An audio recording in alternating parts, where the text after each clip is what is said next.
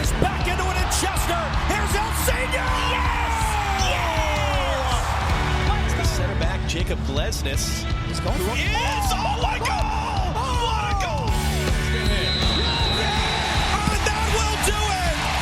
One of the best comebacks in recent years. 3 unanswered by the Union. And they go into the Gold Cup break, winning it 3-2. Hello and welcome to the Free Kick Podcast. My name is Todd. I hope you guys are all staying cool in this heater of a week we've had here on the East Coast with just such hot temperatures outside. It's like, yeah, obviously it's summertime, right? And I feel like we all complain about the heat every single year, but man, it's just been crazy this whole week. And today at Jim Curtin's press conference, you know, the heat was a conversation. And I know you guys listening to the podcast, you guys don't want a weather report, me talking about the heat, the weather. You guys are all living in the same environment that I'm living in. And we don't want to talk about the weather. It's like, you know, talking about it's not going to change the fact that it's hot outside. But we're all here to listen to this Saturday's Orlando City versus Philadelphia Union game down in Orlando at 7:30 p.m. And I really did try, guys, to get a play-by-play commentator on from Orlando City. Couldn't work in their schedule. Tried to get somebody else on the podcast. Didn't hear anything back from them. And I'm like, man, like, you guys have been, like, killing it the last couple episodes in terms of listening to the show.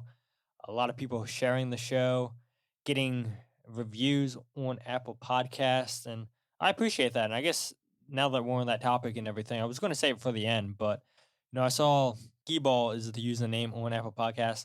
They left me a great review on Apple Podcasts, and I really appreciate that. Like I've told you guys, you know, whether it's I don't care, like if it's a 5-star. I know in the past I've said, oh, always leave me a 5-star, but now like I've come and said, I don't care what it is, just leave a review and tell me what you guys like, what you guys don't like. And, you know, you gave a great review, Ski Ball. I appreciate you listening to the podcast. And you're definitely right.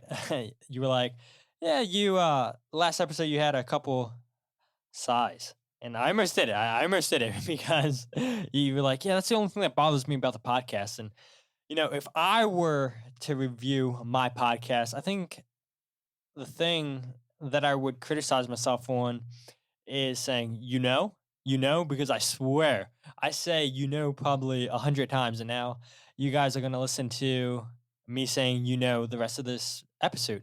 Now that I pointed it out, you're like, oh, I never noticed it before. But now you guys aren't going to listen to what I have to say the rest of this episode. You're just going to listen for, you know. And it's funny because my buddy Brad and I, we talk about this, not all the time, but every now and then we'll come up with just the conversation of other podcasts and trying to listen to their crutch words.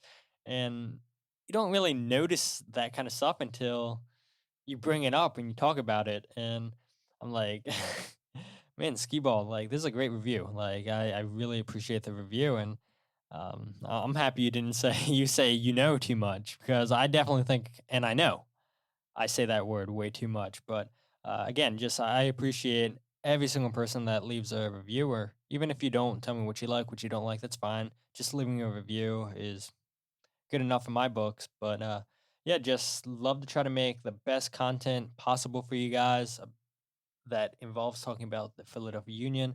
I always feel bad when I can't get another guest on here because somehow you guys, week in, week out, always turn in to listen to me talk. Like, I just can't.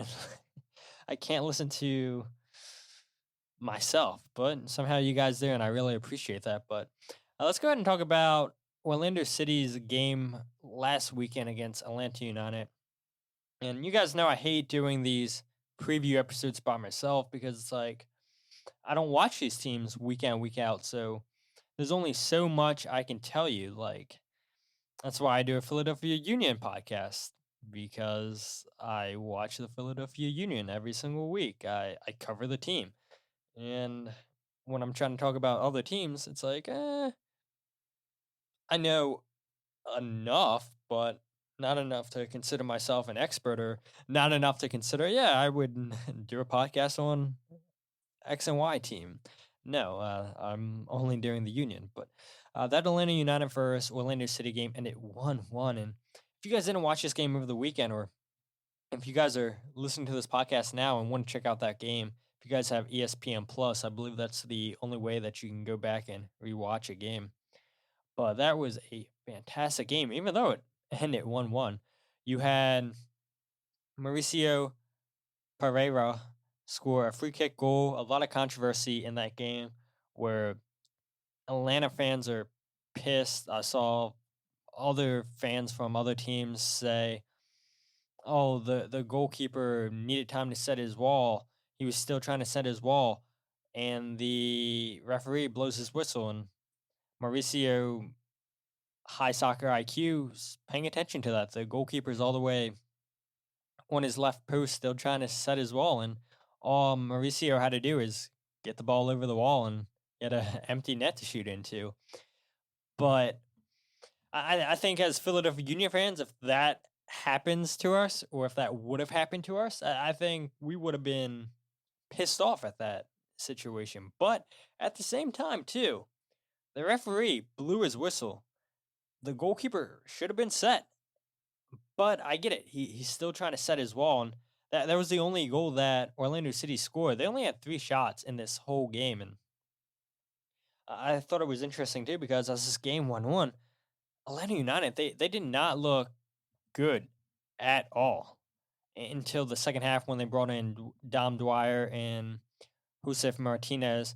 Both of those guys changed this game. Orlando United get a second goal in the second half. But, if you guys don't want to watch this full game, I highly suggest going back and watching the last 15 minutes of this game. You had Josef Martinez at the post in extra time in the 92nd minute, I believe it was. Then you had Pato hit the post for Orlando City in the 94th minute, something like that. I mean, it was going back and forth in extra time.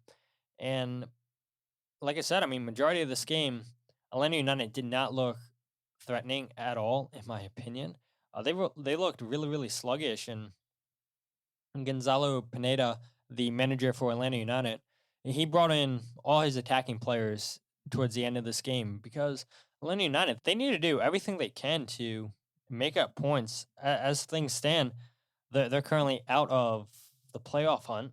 And I know there's a ton of seasons still to be played, but Mercedes Benz Stadium's been a stadium.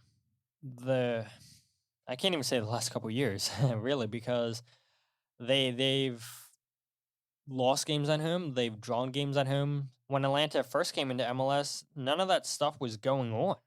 But now it seems like the last year, 2 years, Mercedes Benz Stadium doesn't seem to be a fortress anymore for Atlanta. I mean, they sit in 11th place, like I said, with a record of 6-8-6, -2 goal differential, and they have 24 points, where Cincinnati is in 7th with 27. So, I mean, 3 points, Atlanta could make that up, no problem at all. And they have a game in hand, so they could go all the way from 11th to 7th. But majority of this game, Atlanta didn't look good, and I feel like that's been the case with Atlanta this whole season. And I know they've had a ton of injuries, more injuries than any team in MLS, and you don't expect to have as many injuries as Atlanta United's had this season. It's like, how do you try to come back from that? It's like, you lost so many center backs, you've lost midfielders this year. It's like, what do? You lose your goalkeeper, and your backup goalkeeper and Bobby Shuttleworth retires after a couple games. Then you go out and get 2 goalkeepers on loan. So, I mean, it's been a crazy season for Atlanta United. And I really thought Orlando was going to come out with all 3 points here in Atlanta, until they brought Josef Martinez and Dom Dwyer on. Like I said, both of those guys, in my opinion, changed the game. Dom Dwyer had a goal that should have been the game-winning goal, but Pedro Galese came up with, in my opinion, the save of the season. If we see a better save than that this season, I will be surprised. I'm sure you guys have seen that save on social media. I know I tweeted that moment on Twitter because it was just a really, really great save from Pedro. You had Dom Dwyer just left the defense in the dirt of Orlando City. And Pedro comes up with a fantastic save, saved a point for Orlando City, where I saw a lot of Union fans complaining that, yeah, Jacob Glesnes should have got save of the week because he saved the Union all 3 points, which is true. You're right. He did save the Union all 3 points. But if New England would have scored there, the Union still would have got a point. But Orlando would have lost this game and not have got a point. So I think that's a huge, vital 1 point for Orlando City down in Atlanta, which Orlando sit in fifth place with a record of 8-7-6. We'll get into more stats later on, and this is why, honestly, I hate doing these preview episodes by myself because I do a lot of these conversations. I feel like with stats, they're stat driven, and it's all fine and dandy when I'm doing that for review episodes. I feel like, but when I'm doing preview episodes, like I don't know if I'm really painting the whole picture of teams when I do that. That's why I love getting commentators on or other journalists or just somebody that knows the opposition a lot better than myself. But yeah, just say a good game between Atlanta United and Orlando City. It's interesting too that Josef Martinez, he led all players in shots. He had 5, despite only playing 30 minutes in this game. And that would have been something too when I talked about both Josef and Alexandre Pato hitting the post in stoppage time, where if Pato would have scored, it it wouldn't have been deserved for Orlando City when you look at how they played the last 30 minutes in extra time. But they almost nicked a goal to get all 3 points, where I would say the first 60 minutes of this game, yes, Orlando City deserved to win the game. But once the last 30 minutes hit, they bring in Dom Dwyer and Martinez. That's when everything changed for Atlanta United. And then you have Pato, which we all know his quality. He only needs one chance and he'll make you pay. Unfortunate to hit the post, but Orlando City really could have came out of Mercedes Benz Stadium, in my opinion, with 3 points. Like I said, check out that game on ESPN Plus if you guys have it before the Union's game Saturday against Orlando. But like I mentioned, Orlando City, they are 8-7-6 this season. And when you look at this Orlando City team, they're currently on a 3-game unbeaten run and are 5-5 this season at home. Orlando City, they've scored 26 goals this season while they've conceded 30 goals on this season. Now, they're a team that has the third fewest shots on the season with 225 shots, which is an average of 10.7 per game. They're a team that likes to share possession 50-50. They're not a team that's going to dominate you in possession. They're a team that's okay defending without the ball. So either way, I mean, they're fine having the ball with not having the ball. And they complete 83% of their passes, which is the 9th most in MLS. They're truly a team that you never know what you're going to get out of.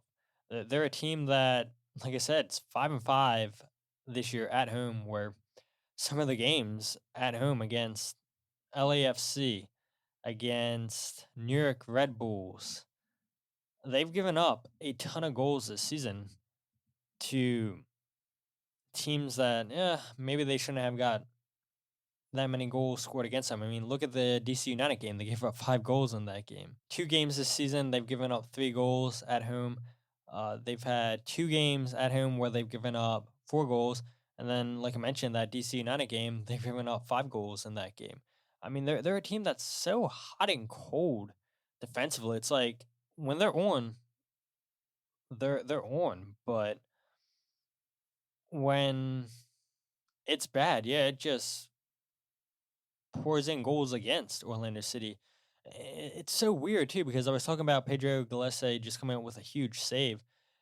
Orlando City, they're tied for the 4th most clean sheets in the league with 7, and they're a team. I watched them a couple times this season that I can't figure out. I honestly can't. Where and they look god awful defensively against DC United. This game against Atlanta, like I was just talking about, for 60 minutes, they dominated that game. And to see them, like I mentioned, I'll say it again, where they've conceded 3 goals, 4 goals, and 5 goals all at home this season, but yet they've kept 7 clean sheets total this season. I mean, you just truly never know what defensive team is going to show up for Orlando City. They've conceded the 8th most goals on the season with 30. I mean, stats wise, it just does not make sense. How can you be a team that has 4th most clean sheets, but then you've given up the 8th most goals on the season? And I'm sure I'll repeat it a couple more times tonight. And maybe some of you guys are going to be like, well, why'd you do a preview episode at all tonight if you don't truly understand this Orlando City team? And like I said, I mean, you guys have been like killing it the last couple episodes with listening to the podcast, and I want to keep that momentum going. You guys are listening, and you guys obviously enjoy the podcast, so I want to keep going with the content. I tried, like I mentioned in the intro, trying to get somebody on. And then they're, in terms of interceptions, I mean, it's just a team that makes zero sense to me. They've brought in some really good signings with that Daryl DK money, which is a huge plus for Orlando City. They get in new owners, like we talked about last year, or maybe at the beginning of the season. Might have been at the beginning of the season. And they brought in some really, really, really top quality players in Cesar Araujo. They brought in Carr, their striker, Facundo Torres, he scored against Arsenal Wednesday night in the friendly. I mean, between those 3 guys, and they have 11 goals, 6 assists between them. Now, I would say Carr, and there's a guy that Union fans know well because I'm sure you guys remember on Twitter when Kevin Kincaid talked about the Union are signing a striker that plays in Europe. That's going to cost between like $2 to $3 million, I think Kevin said, and I forget how many goals Kevin said he scored previously. I think he said 15 or something like that. And Union fans go on transfer market; they're looking up this player, and a whole bunch of names are flying around like, oh, I would want this guy. It might be this guy. And Carr is a guy that fans were just talking about a ton. Playing in Austria, the leading goal scorer, or up there with the leading goal scorers. I mean, this looked like this could potentially be the guy for the Union, and it was not. And then Union fans found Taxi Funtas, who signed with DC United. That wasn't the guy either. Another great signing. And I don't know, I mean, like Union Twitter is so good at just finding players somehow that would be good fits for MLS. And then they actually do sign with MLS teams. And then they're producing in MLS. Like, I don't know. Like, maybe some of you guys need to be scouts or something. And I know a lot of you guys, all you did was go and transfer market, like I said, typed in what Kevin Kincaid said, and you guys found some very, very interesting players. And I'm pretty sure, didn't we hear at the beginning of the season that Toronto's GM admitted that's how he finds players, is going on transfer market, looking at stuff like that, seeing what Toronto can afford. And if it seems like it's a fit, then they sign them. I'm pretty sure Toronto's GM admitted that. And you guys on Union Twitter were doing that exact thing. And you guys found 2 great players, like I said, in Carr and Taxi, even though neither one of those players signed with the Union. But Carr, if you guys haven't watched him, I mean, he's a physical striker. He's so good in the air. He has really good hold-up play. He has decent speed for a big man. I've been super impressed with him on the season. He leads Orlando City in terms of goals this season with 7. He has 2 assists. Fantastic player. Really, really couldn't have picked a better player to replace the goal production that Daryl DK provided Orlando City the last couple of years. Facundo Torres, this guy's been phenomenal. I don't think he's going to last long in MLS whatsoever. 4 goals, 6 assists on this season. Like I mentioned, he scored against Arsenal in the friendly. This guy is just one of the best, I think, at taking players on 1v1 in the league. He has extreme speed, and I think Kai Wagner is going to have his hands full this weekend against him. I think Kai's going to be able to handle the job, but I also think Torres isn't going to primarily attack the left side of the field for the Union. I think he's going to be a floater. I think he's going to go against Nate Harriel, Olivier Bizo, whichever one of those guys get the start this weekend. But yeah, I mean, both of those guys have been tearing it up for Orlando City this season. And you look at Alexander Pato, and I know I didn't mention him in the three new players that they signed because Pato was here last year, but he has 3 goals on the season, four assists. And as a guy who didn't have a great season last year with Orlando City, but we all know this guy coming up was huge for AC Milan, huge in Brazil. And there was a lot of pressure on Pato early on. And I know a lot of people are like, oh, his career has really died down, where it didn't really work out for him in Spain, didn't work out for him at Chelsea. Then he comes to MLS with Orlando City, and friends are like, yep, he's retiring. That's the end of Pato. And again, didn't look great last season for Orlando City, but Orlando felt confident enough to give him another contract, and he's looked good when he's come off the bench this season for Orlando. Started a fair amount of games for them, 11 games so far this season. He's played 18 total games. He's a player that can hurt you. Like I mentioned, had a chance to score the game-winning goal against Atlanta United. He wasn't very involved once he came onto the field, and all it takes is one chance for Pato, and he can make you pay. And yeah, he might not have the speed that he once had because of all the injuries, but it doesn't mean that his IQ's not there anymore. His finishing ability's still there. His movement's very, very good, and that's exactly what happened. Atlanta United just lost track of his movement, and he was in on goal and hit the post. So I mean, a lot of players that can hurt you in this Orlando City team, like we saw in the U.S. Open Cup. But one player that I've been extremely impressed by that doesn't offer anything offensively because he's a defensive player. That is Cesar Araujo, who I mentioned, Uruguayan that they signed. He has 89.4% passing accuracy. That's best on the team for players that have played 15 or more games. 24 tackles, second on the team. 83 completed passes in the final third. That is tied for first with Janssen, their center back. This is a player that plays in the number 6 position, protecting that back line of Orlando City. And he's a player that does not get the recognition that he deserves, just like Union fans will admit Jose Martinez doesn't get that. I mean, your players typically that do all the dirty work on the defensive side of the ball, they don't get recognized because, pundits, journalists, fans, they all pay attention to what players are doing offensively. And I know that's not all fans, but I feel like most of the conversations we see people talking about players that do well offensively. But Cesar has been one of the best number 6s in the league, and like I was talking about Facundo Torres, I don't think he's going to be in the league that much longer if he continues to perform the way he's performing. I don't think Cesar is going to be in MLS that much longer if he continues to play as well as he's playing. He's, like I mentioned, definitely a defensive player more than attacking. But this is a true player that forced some players out of the starting lineup. We saw Orlando City traded one of the midfielders away, and we'll talk about all the news and everything in the review episode. I don't do that at all in the preview episode, so sorry, guys, if you guys are new to the podcast. But Cesar, just took the starting spot, and Orlando City felt like they had depth and traded away one of the depth pieces in the midfield. So those are the 4 players I would pay attention to.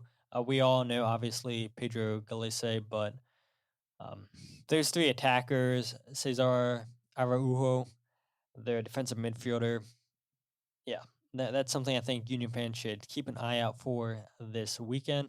But let's go ahead and actually talk about how the Union have fared against Orlando City over the years. So the Union lead the series 5-4-5 in 14 games versus Orlando City all time in regular season play, with 24 goals scored and 19 goals against. The Union are 1-3-2 all time down in Orlando, with their lone win coming in 2019 in which the Union won that game 3-1. Kasper Schibelke, who scored twice in that game, while you guys might remember that Sasha Kleshtin got a red card in that game for his challenge on Jamiro Montero in that game. And there's no hiding from the fact that the Union hasn't been good down in Orlando. But, I think this is a team on the road this season. They're a lot different than they've been the last couple of seasons. Because before I felt like, the Union have a fighting chance on the road to get a point. But now, like this season, when the Union go away on the road, I feel like they have a chance to win games because we've seen them do it throughout the whole season, scoring first within the first 15 minutes of the game. Not only do they do that at home, but they do it on the road. And it's like once the Union get that early goal, I get a whole bunch of confidence that, okay, now the home team is going to come and attack the Union. And now the Union can come and hit them on the counterattack. And now we can see a second goal, which hasn't happened often this season for the Union. Hopefully it happens this Saturday against Orlando. But this is a team that looks a lot different on the road. And I know Orlando in the U.S. Open Cup against the Union, I know they beat us, but I really can't base what we saw in that game compared to what we've seen in the previous 6 games down in Orlando, because we know the Union didn't start their best 11 in that Open Cup game. And I think one thing that's going to benefit the Union is Orlando played Arsenal Wednesday night, played most of their starters. Fatigue shouldn't be an issue, shouldn't be an excuse for Orlando City because, they're professional athletes. They should be in shape. They should be able to play multiple games a week. But I do think that will play a factor in this game a little bit. Now, as we all know, Ale Bedoya will be suspended for this match. And that leaves a question, okay, well, do you go back to the Diamond? What do you do about LA not being here? And in my opinion, I think the Union should throw out the exact lineup that we saw against New England in the 4-2-3-1 formation. And I know some fans weren't happy with that because the Union didn't score a goal. They got conceded on when they were in that formation, and then everything changed for the Union once they went to the 4-4-2 Diamond.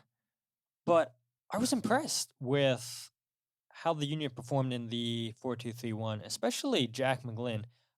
If you guys listened to the last episode, I gave Jack McGlynn my star player for that game. I'll get into my keys to the game here in a little bit, but Jim Curtin was asked about, Jack McGlynn, what do you make of his performance against New England? Is he a player that could potentially play again against Orlando City? And this is what Jim Curtin had to say in his midweek press conference. Yeah, he's a unique player, and I say that in the most positive way. I think you hear it now in basketball terminology. He's a unicorn. You know what I mean? He does something that nobody else really can do, and Jack has that. His strength is obviously on the ball, right? He can play through the lines. His composure in tight spaces is really good. That left foot.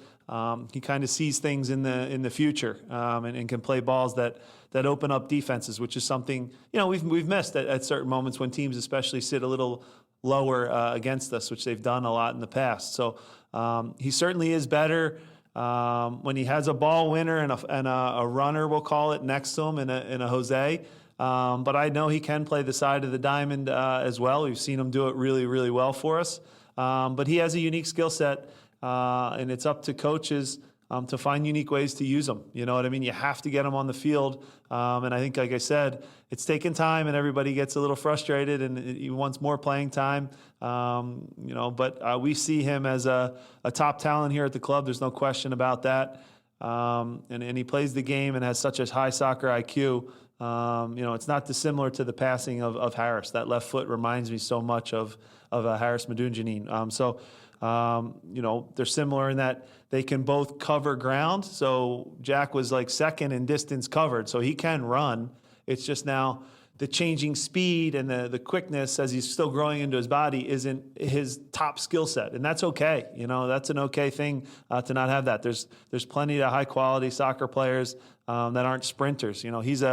he's a thinker, he's a soccer player, and he's an incredible one. So we have to find the best way to utilize him in different games. It will be in different types of formations, but he certainly can still do the side of the diamond well, where it is demanding, but I still think he can do it. And I feel like Jim Curtin was definitely taking a shot at me for that. Because we all know Jim Curtin listens to the podcast, right? But no, because you guys have heard me say, I don't think Jack McGlynn can play on the left side of the diamond as the 8. I don't think he has the speed to play there.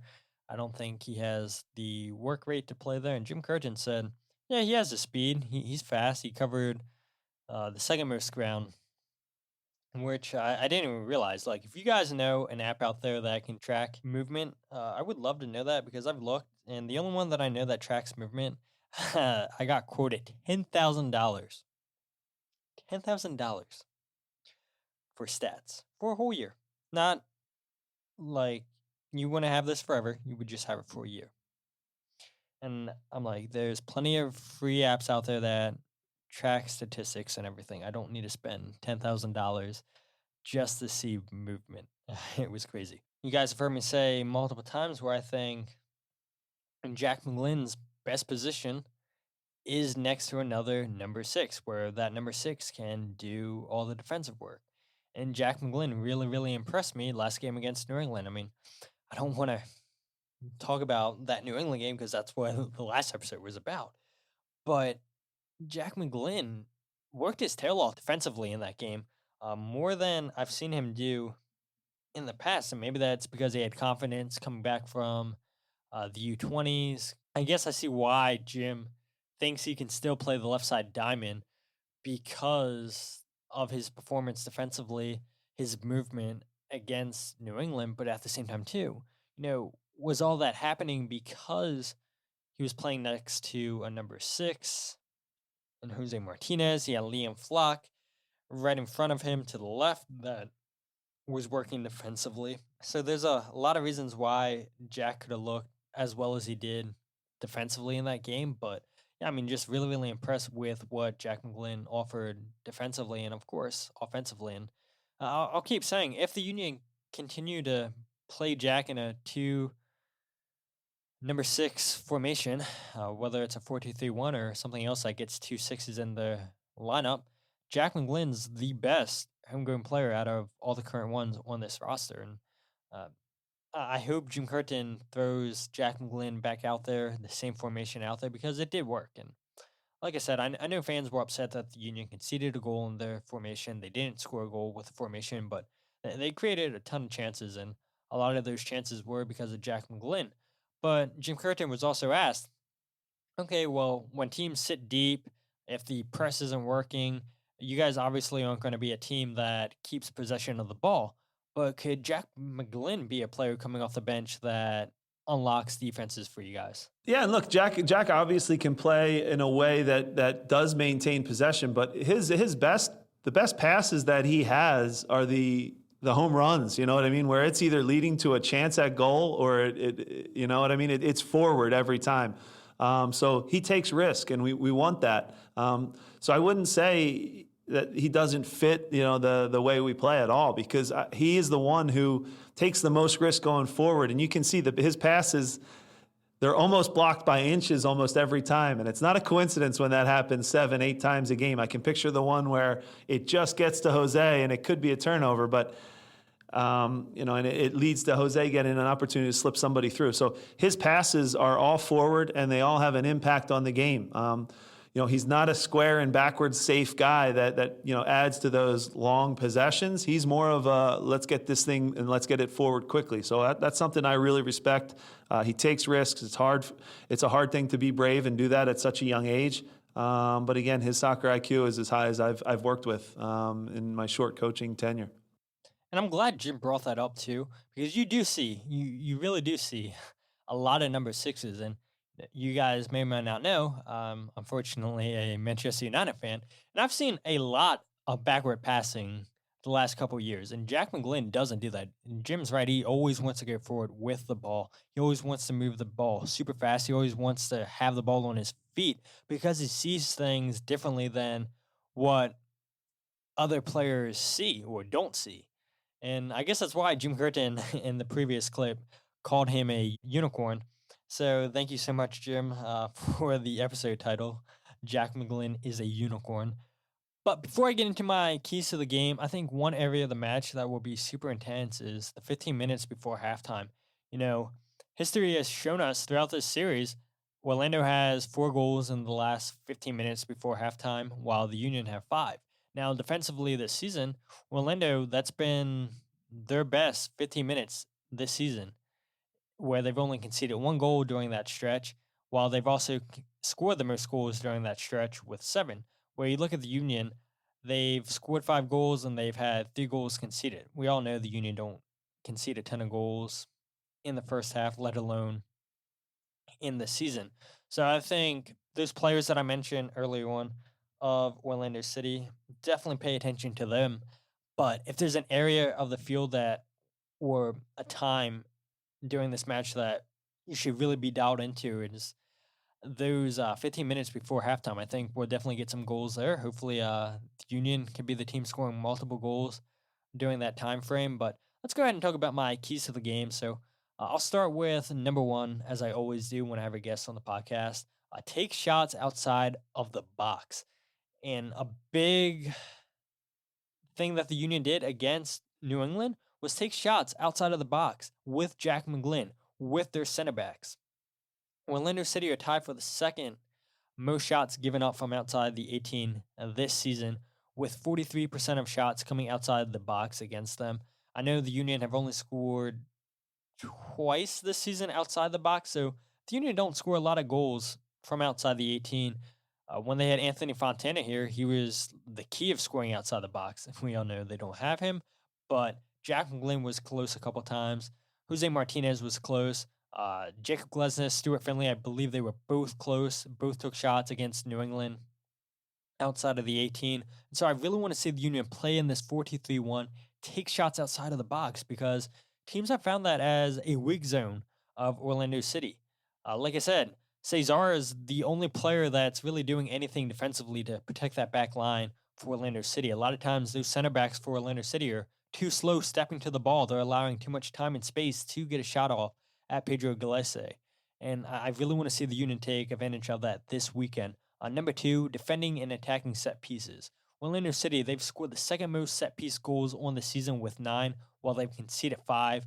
Meanwhile, the Union have the third most goals on set pieces this season with 7, after they started extremely slow. And I think I made the joke about a month or two ago where I said, oh man, like I cursed the Union in terms of set pieces when I had Frank Leicht on talking about the Union defending and scoring set pieces. But yeah, now they're third in MLS with 7 goals on set pieces, while they are tied for the fewest set piece goals conceded with 2. Now, Orlando City, yeah, they score a ton of goals on set pieces, while the Union are tied for the fewest. So it's going to be a real battle, I believe, on set pieces. Hopefully the Union don't concede a ton of corner kicks this weekend against Orlando City. Hopefully they don't foul in any of those dangerous positions, because Orlando City can make you pay. We know that the Union have struggled in some games this season with conceding way too many corner kicks, and to only concede 2 goals off of set pieces this season, they've done a hell of a job, even though they've given up a ton of corner kicks this season. And then number 3, you got to counterattack Orlando. And I know playing the 4-2-3-1 doesn't open you up to a lot of counterattacking opportunities, especially if you go back with Leon Flock and Paxton Aronson as your 2 wingers. But Orlando City have given up 3 counterattack goals, which is tied for the third most in MLS. And the Union have only scored 2 goals this season on the counterattack. But I do believe there's going to be a ton of chances in this game for the Union on the counter. And I do believe that the 4-2-3-1 can give the Union those opportunities, even though we didn't see counterattacking chances against New England. But those are my 3 keys to the game. If the Union can hit on 2 out of 3 of those, I believe we see the Union come away with 3 points this weekend. Not saying that there isn't anything else that the Union can or can't do to come away with 3 points this weekend, but Those are the three things that I'm really looking forward to that I think are going to be the big difference makers in this game against Orlando City. And as always, if you guys aren't following the podcast on social media, follow on Twitter, Instagram, and Facebook at Free Kick Pod. Wherever you guys get your podcasts, The Free Kick. Check out the website, thefreekick.net. And again, like I said in the intro, I'll end it in the outro. Whatever you guys don't like about the show, what you guys do like, go ahead and leave that review on Apple Podcasts so I can know to go ahead and try to correct things or continue to do things the way you guys like it. And you guys always know you guys will get a review episode of this Orlando City game. And fingers crossed, hopefully, we can get somebody on to preview the game against Houston Dynamo on the 30th, I believe that game is. But until then, my name is Todd, and this is the Free Kick Podcast.